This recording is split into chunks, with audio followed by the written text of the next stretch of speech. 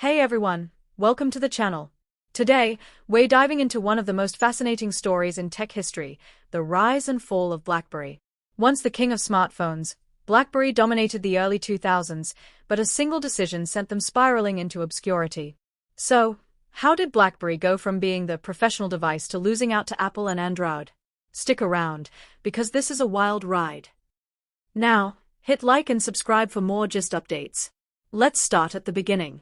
In the early 2000s, BlackBerry, made by Research in Motion, or RIM, was the smartphone. These weren't just phones, they were status symbols for professionals, executives, and even politicians. With their iconic physical keyboards and secure email features, BlackBerry became synonymous with productivity. By 2007, BlackBerry boasted over 16 million active users worldwide. It was the device that made you look like a serious player in the business world. But then, everything changed. In 2007, Apple launched the iPhone, and it shook the tech world to its core. Steve Jobs took the stage at Macworld Expo, holding up this sleek, touchscreen device with an intuitive interface, a full-fledged web browser, and the promise of an app ecosystem. The iPhone wasn't just a phone, it was a revolution. Three things: a widescreen iPod with touch controls, a revolutionary mobile phone, and a breakthrough internet communications device. An entertainment device. They doubled down on their business-only focus, believing their secure, keyboard-driven phones were untouchable. But that was a fatal mistake. While BlackBerry stuck to its corporate strategy, Apple's iPhone was designed for the masses: larger screens, user-friendly touch interfaces, and apps that went beyond emails and spreadsheets. BlackBerry's complacency didn't just hurt them against Apple. By 2008, Google's Android entered the scene with the T-Mobile G1, an open-source operating system that quickly gained traction. Android's flexibility and app ecosystem gave consumers even more options, and by 2013, it held over 85% of the global smartphone market share. Meanwhile, BlackBerry's operating system felt outdated. It couldn't attract developers or compete with the versatility of iOS and Android. Consumers started flocking to iPhones and Android devices, and BlackBerry's market share began to crumble. By 2010, BlackBerry's dominance was slipping fast.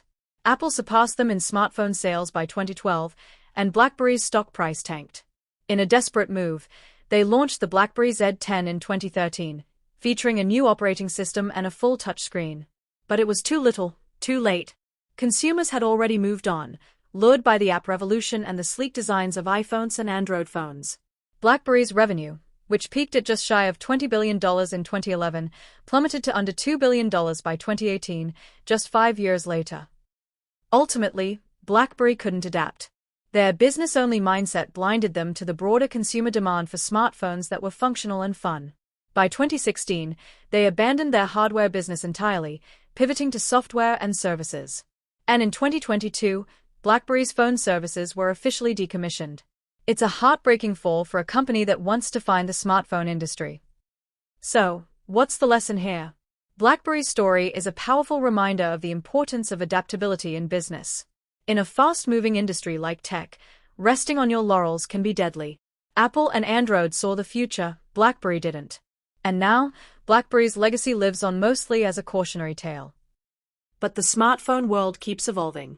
Today, personal branding is the next big thing, just like the internet in the 90s or the iPhone in 2007. If you're curious about how to build your own digital presence, stick around for more videos on that topic. We've got you covered. If you enjoyed this deep dive into BlackBerry's rise and fall, hit that like button, subscribe for more tech history and tips, and drop a comment below.